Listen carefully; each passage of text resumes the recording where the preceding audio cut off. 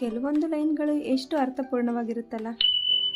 Hi hello ಎಲ್ರಿಗೂ ನಮಸ್ಕಾರ, welcome back to 1 more mini blog. ವಾರಕ್ಕೆ ರೆಡಿ ಮಾಡೋಕ್ಕಿಂತ ಮೊದಲು ತಿಂಡಿ ಮಾಡ್ಕೊಳ್ಳೋಣ ಅಂತ ಹೇಳಿ ತಿಂಡಿಗೆ ಪುರಿ ಉಸ್ಲಿನೆಲ್ಲ ಒಗ್ಗರಣೆ ಮಾಡಿಕೊಂಡು ಆಮೇಲೆ ಹೋಗಿ ವಾರಕ್ಕೆನೆಲ್ಲ ಒರೆಸ್ಕೊಟ್ಟು ನಾನು ಸ್ವಲ್ಪ ರೆಡಿ ಆಗೋಣ ಅಂತ ಹೇಳಿ ರೆಡಿಯಾಗಿ ನಮ್ಮ ಮನೆಯವ್ರ ಜೊತೆ ಒಂದು ವೀಡಿಯೋಗೆ ಪೋಸ್ ಕೊಟ್ಟು ಟೈಮ್ ಆಯಿತು ಅಂತ ಹೇಳಿ ಮನೆ ಬಿಟ್ಟು ಸೀದಾ ಕಾಲೇಜ್ ಕಡೆ ಹೊರಟೆ. ಕ್ಲಾಸ್ ಸ್ಟಾರ್ಟ್ ಆಗಿಲ್ಲ ಅಂತ ಆರಾಮಾಗಿ ವೀಡಿಯೋ ಮಾಡ್ಕೊಂಡು ನೆಡ್ಕೊಂಡು ಹೊರಟೆ. ಆಲ್ರೆಡಿ ಸ್ವಲ್ಪ ಜನ ಬಂದಿದ್ರು, ಇನ್ನು ಸ್ವಲ್ಪ ಬರೋರಿದ್ರು. ಗ್ಯಾಪಲ್ಲಿ ನಮ್ಮ ತರಲೆ ಪುಟ್ಟಿಯವರು ಒಂದು ಕೋಡ್ ಬರಿತೀನಿ ಅಂತ ಬರೀತಾ ಇದ್ಲು.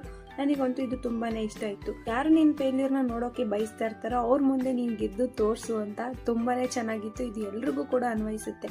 ಮಧ್ಯಾಹ್ನ ತನಕ ಕ್ಲಾಸ್ ಕೇಳಿ ಲಂಚ್ ಅವರಲ್ಲಿ ಸ್ವಲ್ಪ ಮನೆಗೆ ಹೋಗಿ ಆಮೇಲೆ ಕಾಲೇಜ್ ಹತ್ರ ವಾಪಸ್ ಬಂದು ಊಟ ಮಾಡೋಣ ಅಂತ ಕೂತ್ಕೊಂಡ್ವಿ. ಆ ಗ್ಯಾಪಲ್ಲಿ ಈ ಮೇಡಮ್ ಅವರು ವಿಡಿಯೋಸ್ ಫೋಟೋಸ್ ಇಟ್ಕೊಂಡು ಅದನ್ನ ಎಡಿಟ್ ಮಾಡ್ಕೊಂಡು ಕೂತಿದ್ಲು. ಅಕ್ಕ ಮೊದಲೇ ಮಿಂಚಿದ ಫೋಟೋನೆಲ್ಲ ತಕೊಂಡು ವಾಟ್ಸಪ್ ಇನ್ಸ್ಟಾ ಅಂತ ಸ್ಟೇಟಸ್ಗೆಲ್ಲ ಹಾಕೊಂಡು ಕೂತಿದ್ಲು. ಅದಾದ್ಮೇಲೆ ಇವತ್ತು ಕೂಡ ಗೇಮ್ಸ್ ಇತ್ತು, ಇವತ್ತು ಕ್ವಿಜ್ ಇತ್ತು. ಅದರಲ್ಲಿ ಸುಮಾರು 7 ರೌಂಡ್ಸ್ಗಳಲ್ಲಿ